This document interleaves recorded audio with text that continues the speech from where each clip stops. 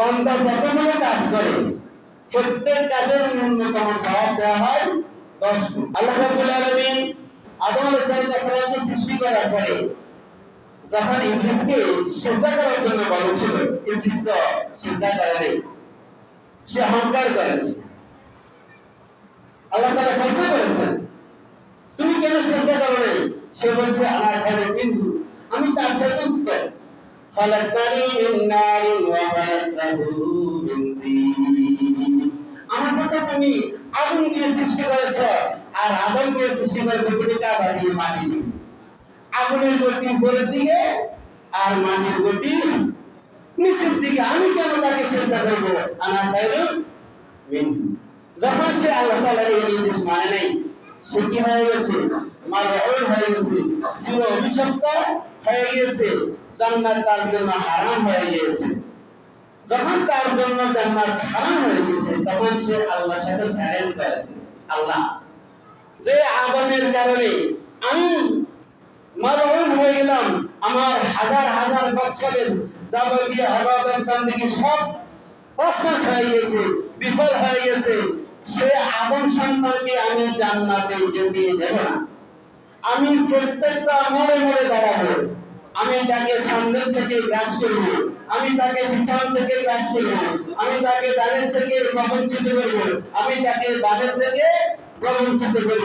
আল্লাহ রাব্বুল আলামিন বলেছেন, তাহলে আমি উপর থেকে রহম করব। সে যখন বলেছিল আমি একটি আদম সন্তানকে জান্নাতে যেতে দেব না, তখন আল্লাহ রাব্বুল আলামিন ফেরেশতাদেরকে বলছেন, হে আমার ফেরেশতারা, ইবলিস কি বলেছে তোমরা কি শুনতে পেয়েছো? ফেরেশতারা বলল, জি রাব্বুল আলামিন, আমরা সব কিছু শুনতে পেয়েছি। তখন আল্লাহ তাআলা ফেরেশতাদেরকে বলে দিয়েছেন, হে আমার ফেরেশতারা, আমার বান্দারা যদি কোনো একটি ভালো কাজ করার ইচ্ছা পোষণ করে, ভালো কাজ করার চিন্তা করে, নিয়ত করে, তখন তার নামের পাশে ভালো কাজ একটা করলে যে পরিমাণ সওয়াব, ওই ভালো কাজের সওয়াবটা লিখে দিবে। আর আমার বান্দা যখন ওই ভালো কাজটা সম্পাদন করবে, তখন সে একটা ভালো কাজের বদৌলতে 10টা সওয়াব লিখে দিবে।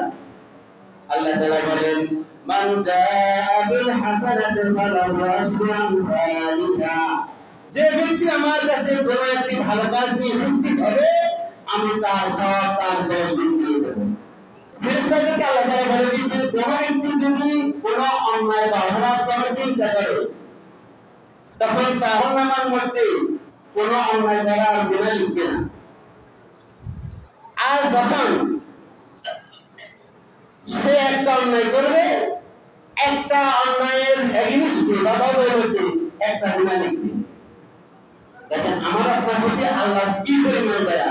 বলছে, একটা ভালো কাজ করার ইচ্ছা পোষণ করলে তোমরা একটা ভালো কাজের সওয়াব লিখে দিবে, আর একটা অন্যায় কাজ করার ইচ্ছা পোষণ করলে কোনো গুনাহ লিখবে না। একটা ভালো কাজ করলে তার বদৌলতে 10টা সওয়াব লিখবে, আর একটা গুনার কাজ করলে তার বদৌলতে একটা গুনাহ লিখবে। এই রবকে সিজদা করতে ইচ্ছে করে না? এই রবের জন্য গোলামি আসে না? আল্লাহু আকবার। তাহলে বলছিলাম, এই 30 দিন আমরা রোজা রাখলাম, আলহামদুলিল্লাহ।